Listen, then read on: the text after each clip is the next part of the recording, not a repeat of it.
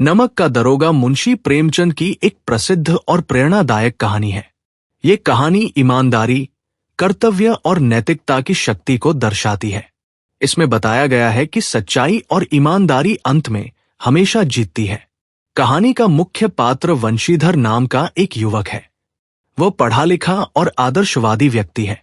उसके पिता एक साधारण आदमी हैं, जो अपने बेटे को जीवन की वास्तविकता समझाते हैं। वे कहते हैं कि इस दुनिया में सिर्फ ईमानदारी से काम नहीं चलता, बल्कि थोड़ा चालाक होना भी जरूरी है। उस समय अंग्रेजों के शासन में नमक पर सरकार का एकाधिकार था। बिना कर दिए नमक का व्यापार करना गैर कानूनी माना जाता था। इसलिए सरकार ने नमक की तस्करी रोकने के लिए कई जगहों पर नमक के दरोगा नियुक्त किए थे। वंशीधर को भी नमक विभाग में दरोगा की नौकरी मिल जाती है। उसके पिता उसे समझाते हैं कि नौकरी में ईमानदारी से ज्यादा पैसे कमाने के मौके होते हैं, इसलिए उसे समझदारी से काम लेना चाहिए। उनका मतलब था कि वह रिश्वत लेकर भी पैसे कमा सकता है, लेकिन वंशीधर का स्वभाव बिल्कुल अलग था। वह ईमानदार और कर्तव्यनिष्ठ युवक था। उसने निश्चय किया कि वह अपने काम को पूरी ईमानदारी से करेगा और कभी भी गलत रास्ता नहीं अपनाएगा। एक रात वंशीधर अपनी ड्यूटी पर था। उसी समय उसे खबर मिलती है कि कुछ लोग चोरी छिपे नमक की तस्करी कर रहे हैं। वह तुरंत अपने सिपाहियों के साथ वहां पहुंच जाता है। वहां उसे पता चलता है कि नमक से भरी कई गाड़ियां नदी पार ले जाई जा रही हैं। इन गाड़ियों का मालिक पंडित अलोपीदीन नाम का एक बहुत अमीर और प्रभावशाली व्यापारी था। वह पूरे इलाके में बहुत ताकतवर और सम्मानित व्यक्ति माना जाता था। जब वंशीधर ने गाड़ियों को रोका और जांच की, तो उसे समझ में आ गया कि यह सब गैरकानूनी काम हो रहा है। उसने तुरंत पंडित अलोपीदीन को गिरफ्तार करने का फैसला किया। पंडित अलोपीदीन को अपनी ताकत और पैसे पर बहुत भरोसा था। उन्होंने सोचा कि यह नया दरोगा भी पैसे देखकर मान जाएगा, इसलिए उन्होंने वंशीधर को रिश्वत देने की कोशिश की। पहले उन्होंने 1000 रुपए देने का प्रस्ताव रखा।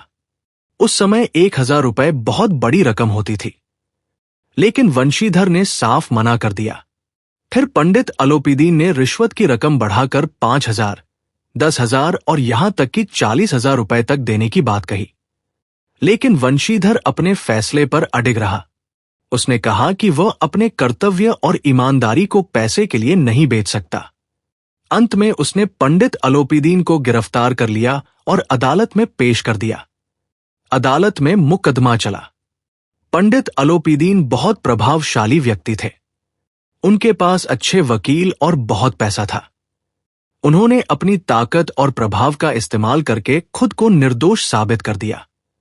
अदालत ने उन्हें बरी कर दिया। इसके बाद पंडित अलोपीदीन ने अपने प्रभाव का इस्तेमाल करके वंशीधर की नौकरी भी छुड़वा दी।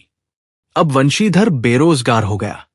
हालांकि उसने अपना कर्तव्य पूरी ईमानदारी से निभाया था, फिर भी उसे सजा मिली।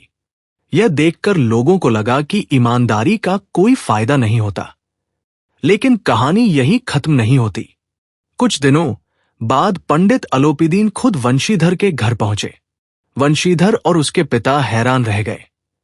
पंडित जी ने कहा कि उन्होंने जीवन में बहुत से अधिकारियों को देखा है, लेकिन इतनी ईमानदारी और साहस किसी में नहीं देखा। उन्होंने कहा कि वंशीधर जैसे ईमानदार व्यक्ति बहुत दुर्लभ होते हैं, इसलिए वे चाहते हैं कि वंशीधर उनके पूरे व्यापार का प्रबंधक बन जाए। उन्होंने वंशीधर को बहुत अच्छी नौकरी और बड़ा वेतन देने का प्रस्ताव दिया। वंशीधर के पिता ये सुनकर बहुत खुश हुए। इस तरह अंत में वंशीधर की ईमानदारी की जीत होती है। उसे एक सम्मानजनक और बेहतर नौकरी मिल जाती है। ये कहानी हमें सिखाती है कि ईमानदारी और सच्चाई कभी व्यर्थ नहीं जाती। भले ही शुरुआत में कठिनाइयां आए, लेकिन अंत में सच्चाई की ही जीत होती है।